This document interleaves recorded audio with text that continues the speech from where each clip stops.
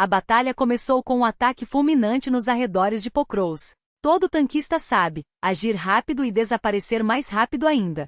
Os russos, desconfiados de proteções improvisadas, pediram até ajuda divina para tomar aquela colina estratégica. O que eles não imaginavam era que no alto do terreno, um Leopard 2 ucraniano os esperava, carregado com munição perfurante DM-23, capaz de atravessar qualquer blindagem graças ao seu núcleo de tungstênio.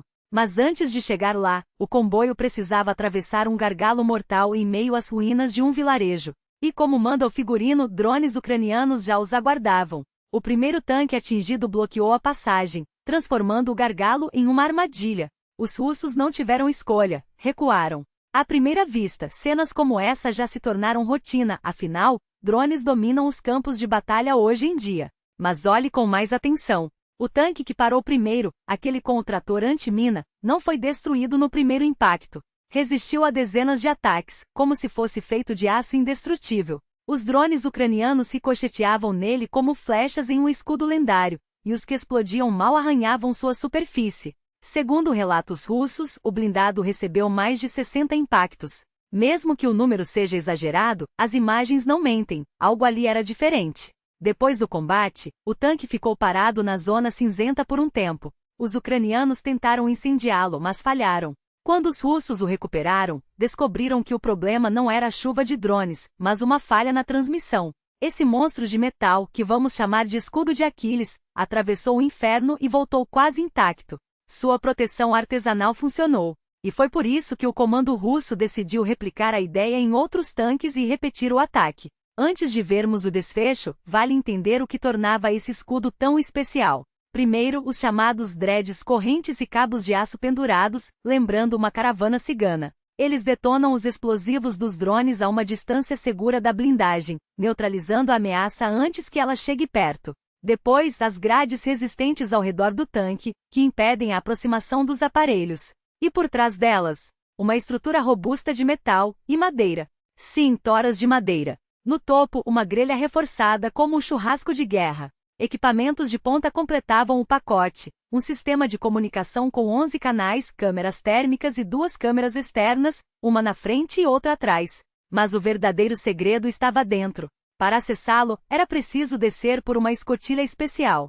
Lá dentro, um compartimento improvisado abrigava soldados de infantaria com mesas e assentos de metal. E o mais impressionante, o posto de comando do tanque ficava ali, isolado do casco. O comandante operava como um técnico de TI em um bunker, monitorando tudo por câmeras e dando ordens pelo intercomunicador, uma engenharia de sobrevivência que desafiava a lógica da guerra moderna. Se o escudo de Aquiles te surpreendeu, imagine o que vem pela frente. Enquanto isso, os tanques russos se preparavam para um novo assalto. Tripulações carregavam munição, e o trator antimina era acoplado ao blindado que lideraria a investida. Afinal, cada centímetro daquela zona cinzenta estava minado, e não apenas uma vez, várias em camadas. Ao lado dos 4 tanques com a proteção reforçada, outros veículos se posicionavam, alguns com as tradicionais grelhas no teto. Atrás deles, mais blindados se alinhavam. A formação avançava como um piquenique macabro, um comboio que já não se via com frequência no fronte. Podia-se até sentir pena da infantaria russa sobre os tanques, mas a confiança era palpável.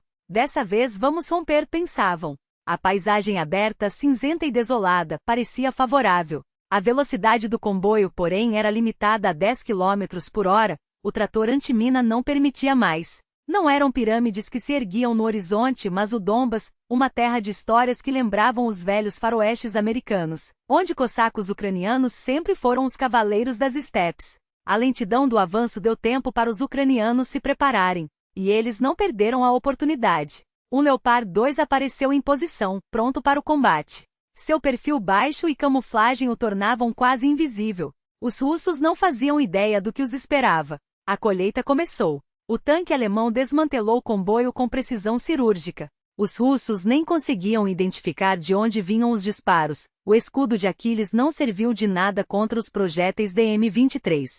Cada tiro da poderosa canhão de 120 mm do Leopard rasgava os blindados russos como papel. Se não os destruía na hora, arrancava suas proteções improvisadas, deixando-os expostos como alvos fáceis. O caos se instalou. Alguns tentaram recuar, mas as minas os esperavam. Outros disparavam às cegas, sem chance de acertar. Ninguém escaparia daquele moedor de carne. A precisão dos Leopard 2 já virou lenda nesta guerra. Em outros vídeos mostramos como eles operam, hoje, porém, o foco é este massacre. Por um breve momento, os russos até respiraram aliviados quando o Leopard parou de atirar. Será que a munição acabou? Afinal, o carregamento padrão do tanque é de 42 projéteis. Ninguém sabia. Mas a artilharia ucraniana já tinha as coordenadas e ajustava o fogo. E os drones continuavam a sobrevoar implacáveis. A matança não parou nem quando os tiros cessaram. Dizem que o som mais aterrorizante nesta guerra não são explosões ou disparos, mas o silêncio. Porque o silêncio engana. Nele você começa a ouvir um zumbido fino e nervoso, como um mosquito no ouvido. Sim, é um drone.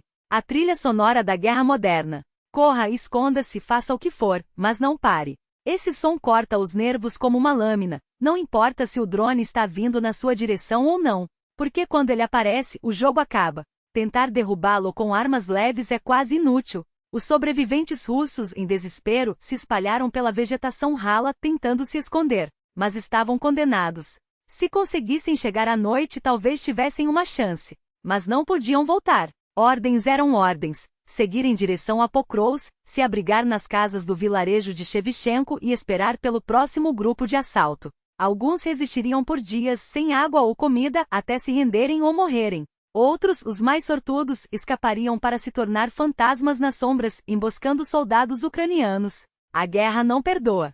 E no Donbas, ela nunca termina. A noite cai, mas a batalha não. Os operadores de drones russos já ajustaram suas telas, rastreando cada movimento nas ruas esburacadas de Pokrovsk. Sabem que os Leopard ucranianos não vão embora. Não podem. Cada metro conquistado é uma promessa de sobrevivência, cada posição tomada, um passo mais perto de cortar as linhas de suprimento inimigas. Mas o preço é alto. As paredes dos prédios, outrora cinzentas e indiferentes, agora carregam cicatrizes de projéteis e explosões. O concreto soviético, feito para durar décadas, se desfaz em segundos sob o impacto de um DM-11. Dentro dos apartamentos, onde antes famílias assistiam à televisão, agora só restam escombros e o eco de ordens gritadas em russo. O tanque avança, lento e implacável, como um predador entre as ruínas. Sua torre gira procurando alvos. Os ucranianos sabem que não podem enfrentá-lo de frente, não com fuzis ou granadas. Então esperam. Escondidos atrás de cantos, em porões, nos vãos entre os prédios. Um soldado ajusta a mira de um lança-foguetes. Outro verifica a carga de um drone kamikaze. A qualquer momento o céu pode se encher de zumbidos mortíferos. E quando o primeiro míssil atinge a lateral do Leopard, o impacto é ensurdecedor. A blindagem aguenta, mas o tanque estremece. O comandante xinga, ordena uma manobra evasiva. Tarde demais. O segundo drone já está no ar, mergulhando em direção à escotilha aberta. A explosão ilumina a noite por um segundo, transformando o aço em uma bola de fogo.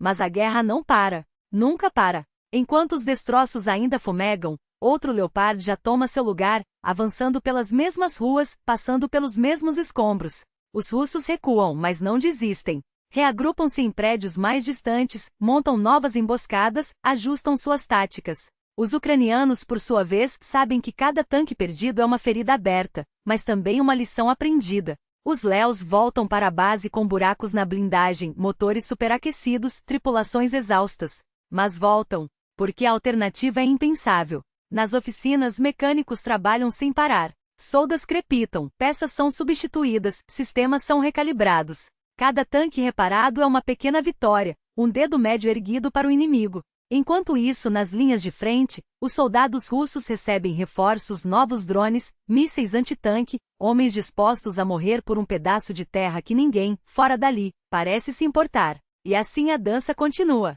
Um passo à frente, 2 passos atrás. Destruição, reconstrução, mais destruição. As cidades do Donbas não foram feitas para isso. Seus prédios, suas ruas, suas praças, tudo foi projetado para a vida, não para a morte. Mas agora são apenas cenários de uma guerra sem fim, onde cada dia é uma repetição do anterior. E enquanto os tanques rolam, os drones zumbem e os soldados se escondem, o mundo segue em frente, como se nada disso importasse. Mas importa. Porque cada tiro disparado, cada vida perdida, cada tanque destruído é um lembrete de que enquanto houver quem lute, a guerra nunca terminará. E no Donbas, ela nunca termina mesmo.